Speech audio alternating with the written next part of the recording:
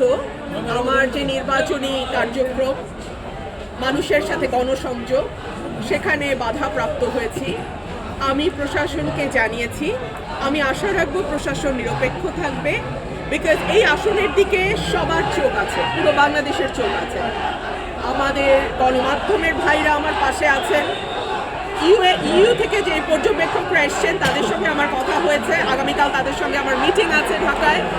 So আমি বলবো international অবজারভারদেরও একটা নজর থাকবে এই আসলে ব্রাহ্মণবাড়িয়া দুই, যেহেতু আমি একজন স্বতন্ত্র নারী প্রার্থী।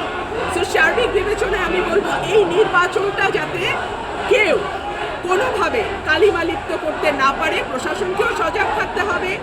আমি দলগুলোকেও বলবো যার যার বৃহত্তর স্বার্থে এই আসনে যাতে তাদের নেতাকর্মীরা অসংলগ্ন আচরণ না করে, আইন না ভাঙে, অসভ্য আচরণ না করে, বড় দলগুলোর দায়িত্ব হবে এই বিষয়টা এনশিওর করা। কারণ না হলে এই দাগটা, এই নির্বাচনী আসনে যদি কোনো দাগ পড়ে, সেই দাগটা কিন্তু বড় দলগুলোকে তাদের মানে বাকি সময়টা বয়ে বেড়াতে হবে। যেখানেই যাই প্রচারণায় দেখা যায় একদম ছোট বাচ্চা থেকে শুরু করে বয়স্ক মানুষ পর্যন্ত ওনারাই স্লোগান দেন, হাস হাস